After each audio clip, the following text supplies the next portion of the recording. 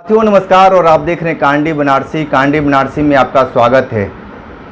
युवाओं का संघर्ष और विपक्ष का जो तपस्या है वो कहीं न कहीं रंग लाया है और जिसके बाद से जिस तरीके से जंतर मंतर का जो हवा था पूरे देश में चल रहा था और जिस तरीके से युवाओं का जो मांग था, विपक्ष का जो मांग था कि धर्मेंद्र प्रधान इस्तीफा दें। अब धर्मेंद्र प्रधान इस्तीफा दे चुके हैं और बातचीत करने के लिए हमारे साथ मौजूद हैं राकेश चंद्र शर्मा, जिला उपाध्यक्ष कांग्रेस पार्टी वाराणसी।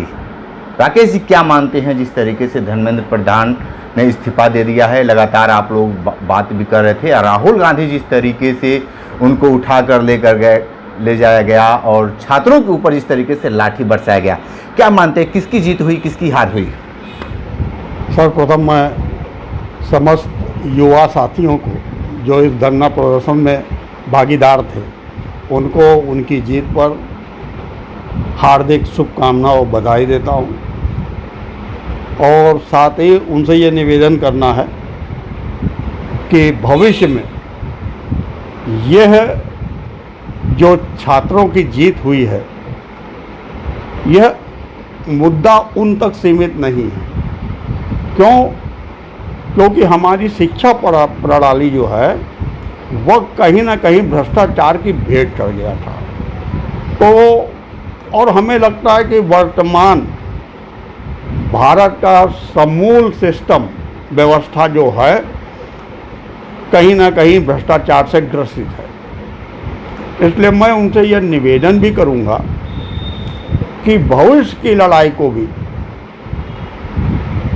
अभी आपके कंधे पर लड़ी जानी है और आपकी भागीदारी भी उस लड़ाई में सुनिश्चित होनी चाहिए जिससे भारत का भविष्य भी स्वर्णिम युग की तरफ हम सब मिल करके ले जाए।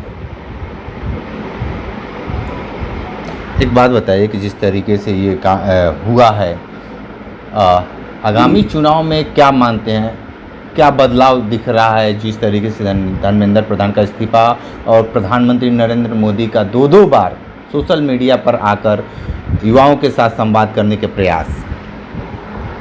देखिए, भविष्य में चुनावी रणनीति की बात अगर करेंगे तो यह लगातार जनता में भ्रम फैलाने का काम करते आए हैं। जब से 1925 से जब से संघ की स्थापना हुई है तब से अगर आप देखेंगे तो हिंदू और मुसलमान के नाम पर अभी हाल में ही आपने देखा भी होगा कि योगी आदित्यनाथ जी ने कहा कि हनुमानगढ़ी में जो है मुस्लिमों की नमाज पढ़ी गई, जिसको कि बृजभूषण शरण सिंह जैसे सांसद ने भी उसको जो है खंडन किया। हमारे शंकराचार्यों ने भी खंडन किया। देखिए, भ्रष्टाचार जिस दिन से ये आए हैं, क्योंकि हमारे देश की जनता हिंदुत्व के चादर में इस तरह से उड़ा दिया गया था कि उनको कोई चीज़ समझ नहीं आ रही थी। जब नोटबंदी हुई उस समय से अगर मैं शुरू करूं तो नोटबंदी तो काला धन और आतंकवाद को वापस लाने के लिए किया गया था, लेकिन उसी दौरान 20,000 करोड़ रुपए का कागज जिस पे नोट छपना था बर्बाद कर दिया। पैसा इन्होंने बहुत बर्बाद किया। किसी भी जब यही देख लीजिए, जो ये एग्ज़ाम हुआ, पेपर लीक हुआ, दोबारा कराया गया, तो क्या समझते हैं कि फ्री फंड में तो हुआ नहीं होगा, सरकारी खर्चा हुआ होगा, है ना?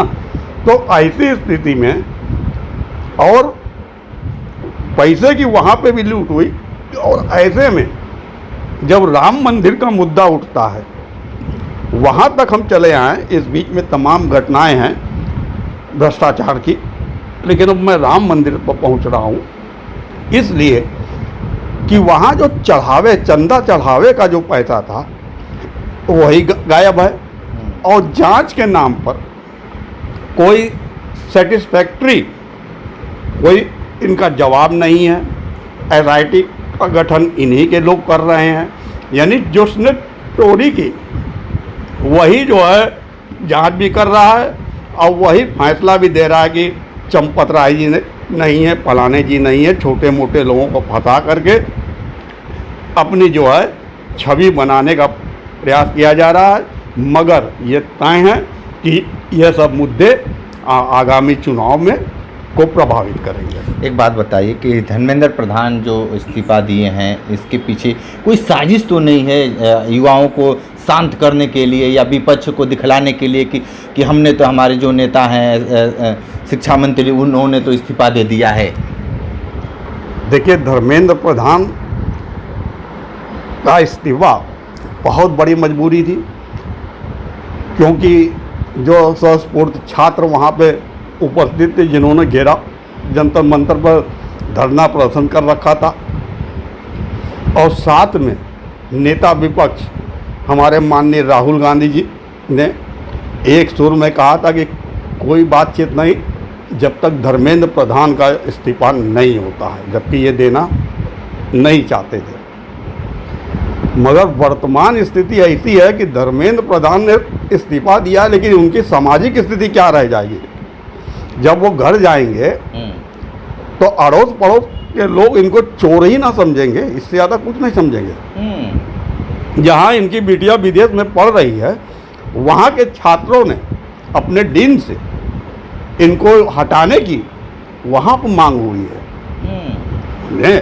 तो ऐसी स्थिति में सामाजिक स्थिति जो है, और निश्चित तौर पर जो बच्चों के साथ वहाँ बर्बरता हुई है, पहले गन चलाया गया है, आंसू गैस छोड़े गए हैं, लाठी चार्ज किया गया है लड़कियों पे, बच्चियों पर।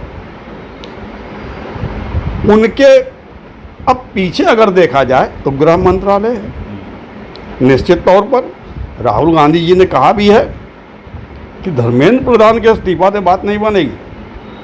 अब हमको अमित शाह जो पर्दे के पीछे हैं उनको सामने आना होगा, या तो जवाब दें या तो फिर वो इस्तीफा दें। अब उनका इस्तीफा जब हो जाएगा तो राजनाथ सिंह कैसे बच जाएंगे? जरा सोचिए, इसीलिए इस्तीफा नहीं लिया जा रहा था।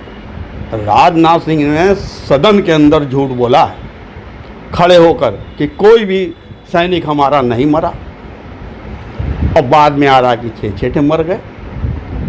उस समय तो आपने अपनी पीठ थपथपा ली, उस समय जहाँ जहाँ के चुनाव थे वहाँ पे उसका श्रेय भी ले लिया आपने झूठ बोल करके।